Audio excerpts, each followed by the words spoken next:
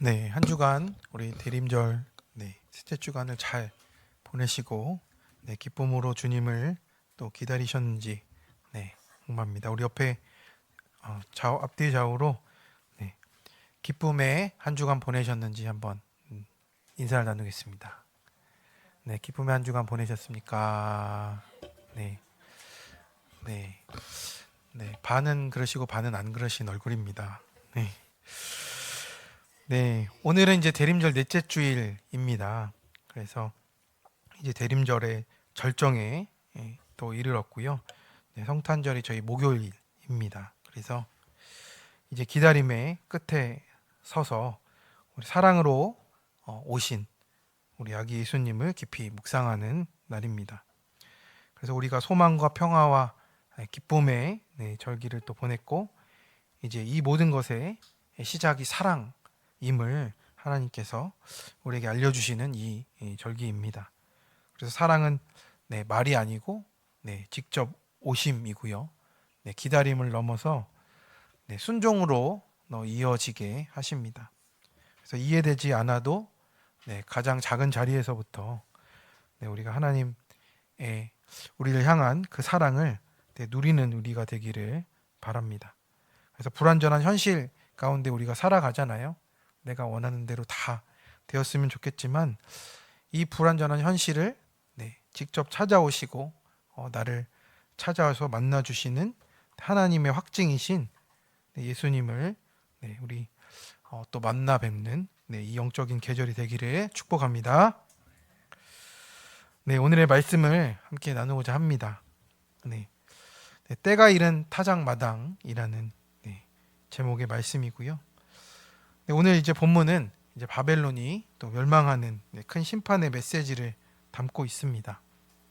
우리가 이제 착각해서는 안 되는 것은요, 우리가 기다린다고 해서 우리에게 찾아온 문제가 사라지는 것은 아니라는 것입니다. 오히려 성경에서도 기다림의 시간 동안 우리는 내가 참았던 것이 드러나게 되어 있어요. 믿음도 그렇고 내가 참았다 했지만 나의 성품으로 갔던 것도, 나의 죄도 교만도 다 드러나는 시간이 됩니다. 그래서 하나님은 우리를 기다리시고 그 가운데 우리의 모습을 통해서 넘어가지 않을 것은 또 넘어가지 않고 우리에게 또 알려주십니다. 그래서 오늘 본문에 나오는 바벨론도 그렇습니다. 우리 건물을 보면 이런 건물이 있잖아요. 겉은 멀쩡한데 기초가 무너져 있는 그런 경우가 있습니다. 비 한 번, 바람 한 번 불지 않아도 이 안에서부터 건물이 무너지기 시작하면 그 건물은 걷잡을 수 없는 것이죠. 그래서 바벨론도 사실 하나님께 그 역할로 쓰임을 받았습니다. 오랫동안 강성한 나라가 되었고 성벽이 서 있고 연회는 계속되었고, 하지만 사람들은 취해 있었던 겁니다. 그래서 바벨론이 세상 나라이기도 하지만 동시에 하나님 없이 잘 나가고 싶은 내 자아의 모습이기도 하고, 또 회개 없이 쓰임 받고 싶어하는 내 신앙의 민낯을 드러내는 것입니다.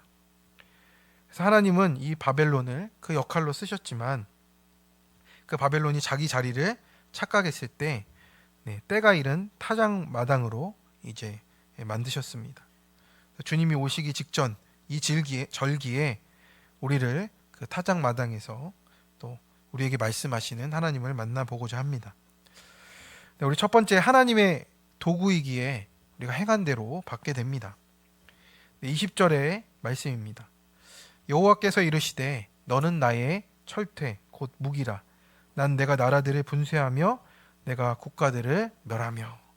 이런 말씀으로 이제 바벨론이 하나님께 어떻게 쓰임을 받았는지가 나타나요. 그래서 철퇴라고 하시고 깨뜨리는 도구라고 이렇게 하셨습니다. 나라도 치고 민족도 치고 심지어 하나님의 백성인 이스라엘도 치게 하신 도구가 됐습니다. 그래서 말과 병거와 남녀노소 이 모든 세대를 분쇄하는 이런 것으로 쓰임을 받았고, 이게 바벨론이 얼마나 철저하고 잔혹했는지를 또 이렇게 보여주는 말씀입니다. 근데 문제는 어떻습니까? 바벨론에게 있어서 그 모든 것이 내 힘으로 한 것이니 내 맘대로 한다 하면서 이제 자기의 힘을 합리화했던 것이 문제라는 거죠. 자기의 역할을 오해한 거예요. 그러니 내가 내 힘대로 살고 내 뜻대로 했다는 것을 합리화하는 우리가 바벨론과 다를 것이 없다라는 것이죠. 내 역할을 오해한 것이에요. 하나님의 부르심 따라 그 역할에 맞게 쓰여야 되는데 우리가 그것을 오해하는 것입니다. 그래서 쓰셨다는 사실이 내가 옳다는 증거가 되는 그런 주객전도가 일어나는 것이죠. 그래서 하나님은 24절에 이렇게 말씀을 하십니다. 우리 한번 같이 읽어보겠습니다. 너희 눈앞에서 그들이 시온에서 악대한 모든 주민에게 갚으리라. 여호와의 말씀이니라. 아멘. 그렇습니다. 그래서 하나님이 이 시온에 대하여 행한 일들을 이 바벨론과 갈대아 모든 주민에게 갚는다고, 행한 대로 갚는다라고 하십니다. 그래서 바벨론이 아무리 억울하게 내가 도구였으니 책임을 면제하겠다 해도요, 근데 그게 되지 않는 것이죠. 쓰임 받았다고 내가 의롭다 하심을 받은 게 아니잖아요. 행한 대로 받는 것이고요. 쓰임은 은혜지만 우리의 태도는 시험입니다. 그래서 성도 여러분, 하나님은 도구를 사용하세요. 그러나 도구의 교만까지 눈감아 주지는 않으시는 하나님이시죠. 그래서 하나님의 일을 했다고 내가 자동으로 거룩해지는 게 아니고요. 하나님의 일을 하면서도 죄를 짓기도 하고 또 그 일을 하다가 내가 하나님 자리에 오르는 교만이 무섭다라는 것이죠. 그래서 우리가 두렵고 떨림으로 내 모습을 보는 자리에 있어야 한다라고 오늘 우리에게 말씀을 주십니다. 그래서 반대로 또 어떻습니까? 남유다는 포로로 그렇게 살아가고 있었잖아요. 근데 포로도 억울함이 있겠죠. 또 눌림이 있고 어려움이 있을 겁니다. 그런데 우리에게 지금 주어진 또 내가 살아가는 지금 이 자리가 대우받는 자리가 아니라 내 수치와 조롱을 받는 자리이기도 하다라는 겁니다. 그런데 무시와 조롱을 받는 것을 좋아하는 사람이 어디 있겠습니까? 그러나 그 자리에 있을 때 우리가 하나님을 부르게 되는 그 은혜가 우리에게 다시 임한다라는 거예요. 나에게 자랑할 만한 골짜기가 없는 것, 그리고 드러낼 것이 없는 것이 너무 비참하다고 그것을 고백하는 분도 계시겠지만 사실은 하나님의 은혜를 알 수 있는 것이 축복이라는 것을 우리가 깨달아야 한다는 거예요. 포로 생활을 끝내는 것이 나에게 달려있는 것이 아니고 오늘 내가 어떻게 삶을 정하고 어떻게 삶을 살아낼지는 우리가 말씀 앞에서 정할 수가 있는 겁니다. 요즘에 우리 성현 집사님과 얘기하는 중에 오늘 또 나눈 중에 하나인 건데 엄마의 말이 받아들이기 힘들 때가 있다라고 합니다. 책을 많이 읽으면 박사 되려고 읽니? 뭐 이런 말을 들으면 마음이 좀 이렇게 또 눌린다라고 하더라고요. 근데 그럴 때 우리가 구속사로 말씀을 받아내야 하잖아요. 박사 되겠습니다. 이건 아니고 이 책이 읽고 싶어서 읽는다고 그렇게 자기 표현을 했으면 좋겠다. 이렇게 좀 나누기도 했습니다. 우리가요, 조금만 우리가 무시를 당해도요, 그 무시를 받아낼 힘이 없어요. 구속사의 실력이 없어서 그런 겁니다. 어떤 무시를 당하더라도 아무 말 하지 말고 참아라 이게 아니라 예수님도 무시를 당하셨는데 왜 나는 무시를 당하면 안 되나? 우리의 생각을 깨뜨려야 한다라는 거예요. 말씀은 무시당하면 고난 중에서 비더지는 자라고 하십니다. 그래서 우리 이 포로 생활은요, 결국 무시를 잘 당하는 것이고 하나님의 뜻을 바라보라는 것입니다. 그래서 우리가 이번 주 한 주간 또 살아가는 동안 우리의 말을 줄이고 또 변명하기보다 또 나의 있는 것을 또 비굴하게 살아가라는 것이 아니고 하나님이 내게 주신 이 자리에서 내가 듣는 훈련을 하고 내가 말할 것은 또 말하는 훈련 가운데 나가야 한다라는 겁니다. 그래서 내 자리와 내 일이 나를 증명한다가 아니라 하나님 앞에서의 내 태도를 돌아보라는 것이죠. 네, 그래서 내가 그 일을 통해 상처를 주고 또 문제가 되었다면 내 결과보다 우리 태도에 대해서 사과하고 또 하나님께 나아가기를 소망합니다. 네, 적용 질문입니다. 바벨론처럼 나를 도구로 쓰심을 넘어서 내 자신이 하나님 자리에 올라 있지 않습니까? 행한 대로 받는다는 것이 인정이 되시나요? 원망이 되시나요? 내 자리에 맡기신 역할에 순종의 자세로 나아가고 있습니까? 두 번째, 하나님의 계획에 순종하는 것이 평안과 능력이라고 하십니다. 네, 고속도로에서 가장 위험한 사람이 누구일까요? 네, 초보 운전자보다는 운전석에서 졸고 있는 사람이 제일 위험한 사람입니다. 그래서 핸들은 잡고 있지만 실제로 방향을 잃은 상태잖아요. 바벨론이 딱 그 모습이라는 거죠. 하나님께서 25절에 이렇게 바벨론을 부르십니다. 여호와의 말씀이니라. 온 세계를 멸하는 멸망의 사나. 보라, 나는 내 원수라. 나의 손을 내 위에 펴서 너를 바위에서 굴리고 너로 불탄 산이 되게 할 것이니. 그래서 온 세계를 멸하는 멸망의 사나, 이렇게 바벨론을 부르고 계십니다. 산은 어떤 존재인가요? 사실은 땅은 흔들려도 산은 웬만해서는 이렇게 지진으로도 이렇게 깨어지지 않는 그런 상징이잖아요. 바벨론은 우리는 무너지지 않는다, 스스로를 그렇게 여겼습니다. 그런데 하나님은 내가 너를 바위에서 굴리고 너로 불탄 산이 되게 할 것이다. 그렇게 크게 인생이 뒤흔들리는 사건이 우리 가운데 찾아온다라는 겁니다.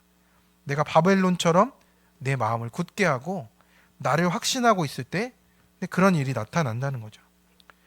의사에게 이런 말을 들을 때가 있잖아요. 지금 당장은 괜찮아 보입니다만 이 수술은 미루면 안 됩니다. 그런데 환자가 말하죠. 아유, 아픈 데도 없는데 좀 더 지켜보면 안 되겠냐고. 하지만 의사는 이미 CT를 보고 검사지를 보고 결론을 알고 있는 거잖아요. 근데 바벨론도 이 환자같이 말을 하는 겁니다. 이것은 자기 자리를 지키지 못하는 교만의 모습이라고 하는 거죠. 26절의 말씀입니다. 사람이 내게서 집 모퉁이돌이나 기초돌을 취하지 아니할 것이요 너는 영원히 황무지가 될 것이라. 이 말씀은 다시 쓰임받을 가능성조차 없다라는 말씀이잖아요. 그 이유가 무엇인가 봤더니 29절에 우리 한번 같이 읽어보겠습니다. 땅이 진동하여 소용돌이 치나니 그 땅으로 황폐하여 주민이 없게 할 계획이 섰음이라. 그렇습니다. 하나님의 계획이 있다라고 하는 거예요. 중요한 말이 이것이죠. 하나님께서 이미 계획이 섰다라는 뜻입니다. 계획이라는 단어는 무진마인데 이거는 결정된 의도이고요. 취소 불가한 그 뜻을 담고 있어요. 바벨론은 아직 멀쩡해 보이겠지만 하늘에서 이미 결론이 난 상태라고 말씀을 하는 거예요. 그래서 하나님의 계획은 회의 중이 아니고 이미 결제가 끝났다라고 오늘 말씀을 하시는 겁니다.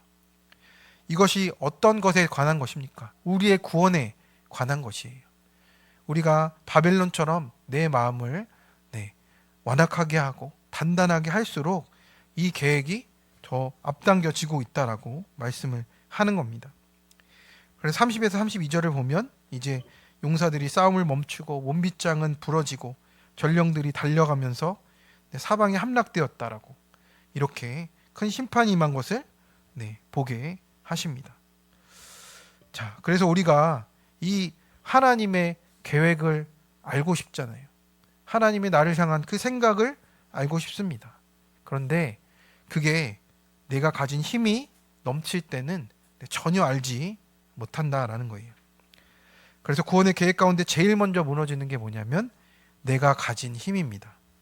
그 힘이 빠져야 하나님의 구원의 능력이 들어가기 시작합니다. 내 생각과 내 지식과 내 능력과 이런 것들이 나를 가득 채우기 시작하면 하나님이 구원의 말씀을 주셔도 내가 믿지를 못하는 겁니다. 내 능력으로 믿을 수가 또 없는 것이고요. 그래서 우리는 상황을 보고 판단하지만 하나님 이미 결말을 보고 우리 가운데 일하고 계십니다. 그래서 순종이 능력이고 순종이 평안이에요. 하나님의 뜻이 그대로 흘러가게 만드는 길이잖아요. 근데 우리 옆에 있는 분에게 순종이 능력이고 순종이 평안입니다. 이렇게 인사하겠습니다. 네, 하나님 안에 있어야 우리가 평안을 누릴 수 있게 된다라고 말씀하는 겁니다. 그래서 바벨론은 군대도 있었고 요새도 있었고요. 그 당시 최전성기였기 때문에 이 70년 후에 일어나는 일에 대해서 어떻게 생각을 하겠습니까? 이제 30절은 무엇이라 합니까? 기력이 쇠해서 여인같이 되고 전쟁의 문제가 아니라 하나님의 계획 앞에 바벨론의 태도가 지금 무릎 꿇지 않고 있다라는 뜻이에요. 그래서 우리도 그렇습니다. 하나님 뜻을 알면서도 내 계산을, 내 확신을 신뢰했던 것이 우리가 하나님 앞에 돌이켜야 한다라고 말씀을 하는 거예요. 그래서 지금은 아니다라고 하면서 순종을 계속 미루는 것도, 그 지연된 믿음도 우리가 회개해야 된다라는 거죠. 그래서 겉으로 괜찮다 하는 게 계속 불순종으로 쌓이니까 내 안에 하나님의 말씀이 들어갈 자리가 없고 내 힘으로 가득 찼던 것을 회개해야 한다고 말씀을 하십니다. 그래서 우리가 순종이 어려운 이유가 있어요. 하나님의 말씀을 들으면 항상 손해처럼 여겨집니다. 주일에 예배에 나와야 되고 또 바쁜 시간을 쪼개서 내가 큐티를 해야 되고 기도를 해야 되고 내가 하나님 앞에 드려야 될 것들도 드려야 되고, 이런 것들이요 다 어떻게 보입니까? 손해처럼 보이는 겁니다. 상황이 좋아지면 순종하겠다는 그런 말도 우리가 알잖아요. 우리는 그렇게 하면 끝까지 순종하지 않는 그런 사람들입니다. 하나님의 계획보다 내 계산과 안정과 체면을 더 붙드는 게 바벨론이 그 본질이지 않습니까? 그래서 순종은 늘 순월처럼 보입니다. 말씀대로 가면 불안해 보이고 타협하면 당장은 편해 보이지만 앞으로 남아도 뒤로는 다 잃는 인생이 되는 겁니다. 그래서 우리가 기억할 것은 하나님의 능력은 순종에서 나오고 불안은 불순종에서 나온다 말씀을 하십니다. 그래서 우리가 이번 주에 미뤄왔던 그 순종을 우리가 즉시 실행해야 하는 겁니다. 즉시 하는 것이 순종이고요. 내 계산이 맞는가 이번 주에 따지지 마시고 하나님의 뜻에 합한가를 먼저 물어보기를 축원합니다. 그래서 하나님의 계획에 우리가 같이 올라타면 무너질 상황에서도 평안이 역사합니다. 그러니까 내 계획을 붙들면 잘 되는 것 같아도 우리가 바벨론의 길을 걸어가게 되는 것이죠. 적용 질문입니다. 하나님께서 말씀으로 경고를 주셔도 아직도 힘이 빠지지 않는 나의 바벨론은 무엇입니까? 그것을 왜 놓지 못하십니까? 상황이 좋아지면 순종하나요? 손해인 것 같아도 말씀대로 순종합니까? 큐티하며 순종할 때 주시는 평안과 능력을 경험하고 있습니까? 세 번째입니다. 교만에 취했을 때 공의로 타작하십니다. 33절은 바벨론의 결론을 이렇게 말합니다. 우리 한번 같이 읽어보겠습니다. 만군의 여호와 이스라엘의 하나님께서 이와 같이 말씀하시되 딸 바벨론은 때가 이른 타작마당과 같은지라 멀지 않아 추수 때가 이르리라 하시도다. 아멘. 오늘 제목에 나오는 말씀의 구절입니다. 그래서 지금 바벨론은 타작마당에 비유되고 있어요. 그러니까 이게 지금은 쌀이나 밀, 보리 등의 타작을 이제 전부 기계로 하잖아요. 하지만 당시에는 이제 마당에서, 큰 마당에 모여서 다 같이 했습니다. 그래서 곡식의 유실을 줄이려고 평평한 마당에서 한 거죠. 그래서 마당에 울퉁불퉁한 부분이 있으면 평평하게 만들고자 그 부분을 깎고 메워서 발로 밟아서 이렇게 크게 타작 마당을 만들었답니다.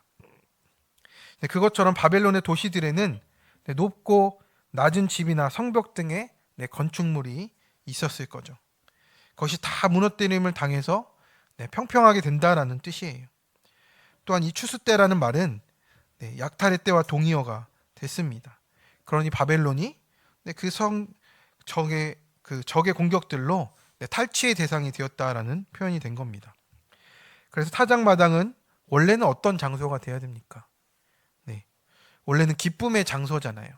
우리가 한 해 동안 수고한 것을 다 거둬들이는 그 귀한 때입니다. 추수의 노래가 울려 퍼지는 그런 풍성한 곳이 되어야 되는 거예요. 그런데 지금 그 장소가 하나님 앞에 심판을 받는 그런 장소로 쓰여지고 있습니다. 그래서 타작마당은 결국은 추수를 위해서 반드시 거치는 곳인데 지금 하나님께서 때가 이르러서 우리를 불렀다라고 하시는 거예요. 우리가 이 교회에 나오고 이 자리를 지키고 하나님을 알아서 이렇게 예배 드리는 자리에 있게 하신 것은요, 하나님의 때가 됐기 때문에 우리를 이 자리에 불러주신 줄로 믿습니다. 그래서 그것이 심판으로 시작되더라도 하나님이 구원으로 무리 있게 하실 줄을 믿습니다. 그래서 바벨론은 열매가 익었다고 착각하고 성공에 취해서 하나님 없이도 괜찮다고 그렇게 느끼고 있으니 지금 타작의 때가 자신들에게는 두려운 때가 될 수밖에 없는 것입니다. 그래서 바벨론은 이 모든 문제 가운데 어떤 모습이 있었는지 한번 함께 읽어보겠습니다. 39절의 말씀입니다. 열정이 일어날 때에 내가 연회를 베풀고 그들이 취하여 기뻐하다가 영원히 잠들어 깨지 못하게 하리라. 여호와의 말씀이니라. 아멘. 우리가 결혼식 피로 현장을 가거나 큰 연회장에 가면 음식도 많고 음악도 흐르고 분위기도 좋습니다. 근데 만약에 그때 이제 화재 경보가 울린다면 어떻게 되겠습니까? 처음에는 에이 설마 진짜겠어? 하고 자리에 이렇게 앉아 있는 거예요. 오작동이지 하면서 이 연애가 깊어가면 갈수록 더 그런 것 같습니다. 그리고 음악 소리 때문에 이 경고음이 또 멈춰버리는 거예요. 그래서 취함은 어떤 것입니까? 우리가 성공에 취하고 권력에 취하고 하나님 없이도 괜찮다는 것에 취하면 우리가 하나님의 말씀을 들어낼 수가 없는 겁니다. 그래서 이 취함은 분별력을 잃는 것과 마찬가지고 교만은 꼭 이렇게 찾아와서 우리를 무너뜨리는 근원이 되는 것입니다. 그래서 가장 무서운 심판은 취해서 심판인 줄도 모르는 것이 그렇다라고 하는 거죠. 그래서 인생에서 제일 무서울 때는 너무 잘 돼서 기도가 안 나올 때라고 말씀을 하시는 겁니다. 혹시 옆에 있는 분에게 기도가 나오시나요? 우리 한번 이렇게 물어보겠습니다.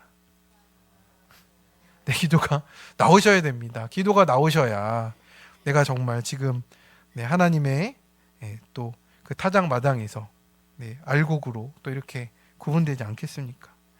그 자리를 우리가 지켜가야 한다라는 거죠. 그래서 오늘 작년 큐티 간증도 봤더니 그렇습니다. 책임 과제를 맡아서 여러 업무 가운데 이제 최종 보고의 발표를 하려 했는데 일정이 안 돼서 이제 본부장과 팀장에게 일정을 이제 사정 설명하면서 조정을 받았는데 이제 소외당했던 주변의 선임 연구자들이 이제 보고의 일정을 임의로 바꿨다 하면서 원내 전체를 막 뒤흔들었다라고 합니다. 그래서 본부장과 팀장이 비난을 당했고 또 그 말을 또 내가 하게 된 이제 상사에게 너무 미안했고 공개적으로 공격 메일을 보낸 선임 연구자들이 이제 미웠고 또 분노가 되었습니다. 그래서 일정을 미룬 나를 무능하게 보는 거 아니냐, 억울하고. 그래서 이 연구소는 이제 여자 연구원들이 많은 그런 분야인데 남자라는 이유로 승진과 특권이 있어서 다른 연구원들이 낙담하고 화가 많이 나 있는 상태였다라고 합니다. 그런데도 나는 감사하지 않고 나 때문에 생긴 일로 이 모든 일이 어그러졌구나 생각하면서 회개하게 됐고 전 직원에게 메일을 보내서 일정 변경을 설명하고 일정을 지키지 않은 잘못을 진심으로 사과했다라고 합니다. 사람들이 쳐다보는 게 부끄럽고 화끈거렸지만 회개와 고백으로 바벨론 성벽을 무너지게 하신 하나님의 계획과 또 사건으로 보게 되었다라고 이렇게 말을 합니다. 네, 뭐 억울하지 않겠습니까? 나는 일정과 이런 모든 부분을 잘 조정해서 미리 한 것인데도 이렇게 시기를 받기도 하고 질투를 받기도 합니다. 그런데 믿음이 있기에 내가 믿음이 있어서 십자가를 길러 놓고 가기에 내가 먼저 회개하고 내가 먼저 적용할 때 하나님이 이 바벨론을 무너뜨리시고 오히려 우리를 살리는 일로 삼으신다라고 말씀을 하십니다. 그래서 우리도 마찬가지입니다. 우리의 가정에서 또 일터에서 또 학교에서 우리가 살아가는 모든 삶의 자리에서 내 모습이 어떤 모습인지를 보라고 말씀하십니다. 내가 바벨론처럼 그렇게 억울해하며 내 확신이 왜 이루어지지 않냐고 내가 그것을 붙잡고 가는 것이 아니라 하나님이 지금 나에게 하시는 말씀으로 내 죄를 보며 갈 때 하나님이 살리시는 그 생명을 누리시는 우리 성도님들 되시기를 바랍니다. 그래서 하나님은 이 바벨론을 하나부터 그 모든 것들을 다 무너뜨리시고 그 바벨론의 신도 무너뜨리시고 그 성벽도 다 무너지게 하셨습니다. 근데 이 모든 말씀은 어떻게 되냐면요. 70년 이후에 정말 실제로 그대로 다 이루어집니다. 그래서 어떻게 됐냐면 바벨론은 싸움하다가 함락된 게 아니에요. 어떻게 됐냐면 이제 그 성읍 사방에서 이제 그 유프라테스 강의 수로를 타고 이제 메소포타미아 군과 페르시아 군이 들어와요. 근데 바벨론은 그때 뭐 하고 있었냐면 연회를 베풀고 있었어요. 그래서 이 연회를 베풀면서 이렇게 놀고 있다가 결국에는 그냥 그렇게 나라를 빼앗겨 버렸습니다. 한 번 제대로 싸우지도 못하고 끝났다라고 하는 것이죠. 그렇습니다. 우리도 하나님 없이 괜찮다고 하는 우리의 바벨론이 있다라는 거예요. 경고음을 들어도 괜찮겠지 않은 우리의 둔감함이 있다라는 거죠. 그래서 안정과 겸손과 내 평안을 따르니까 회개하기는 내 마음이 너무 싫은 겁니다. 우리가 쌀을 고르는 방법을 아시지요? 키를 흔들면 바람에 쭉정이는 날아가고 알곡이 남게 됩니다. 흔들리지 않으면 구분이 되지 않아요. 그래서 지금 흔들리는 인생이 불행이 아닙니다. 우리가 아직 하나님 손에 있다라는 증거입니다. 그래서 내가 가장 안전하다고 느끼는 것을 가지고 의도적으로 하나님 앞에 무릎 꿇는 이 한 주가 되시길 바랍니다. 그래서 감사하면서 나아가도 결국에는 우리가 회개의 기도로 함께 나아가는 그런 기도의 습관으로 나아가시고 나는 괜찮다 이게 아니라 주님 도와주세요가 우리의 삶에 끊어지지 않는 기도가 되기를 축원합니다. 하나님은 사랑하시기에 타작하시고요. 내 껍질이 갈라지고 있는 것이 은혜입니다. 드러나는 게 살 길이라고 하시고요. 타작마당을 통과하는 것이 나를 알곡으로 구분하시는 하나님의 은혜가 됩니다. 성도 여러분, 우리가 이제 성탄을 앞두고 있습니다. 성탄의 기쁨을 좀 누리고 계십니까? 약간 작게 느끼고 계신 것 같아요. 우리의 이 모든 것을 아시고 하나님이 그 사랑의 확증으로 나를 위해 예수님을 보내주셨음을 믿습니다. 예수님이 처음부터 타작마당으로 오신 게 아니에요.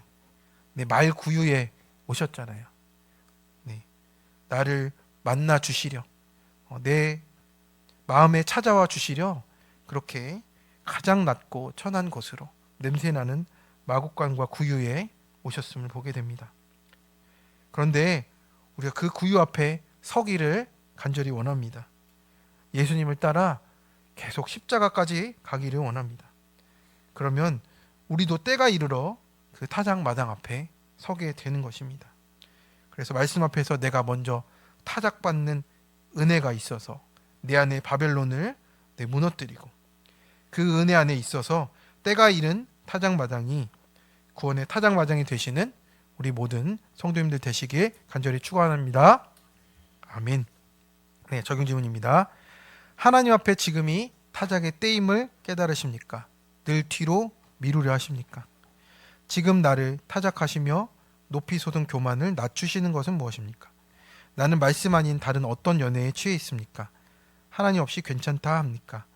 나의 무너짐 속에 돌이키시라 하시는 하나님의 구원과 사랑을 느끼십니까? 네, 오늘 이 말씀을 가지고 우리 함께 결단의 자리로 나아가겠습니다.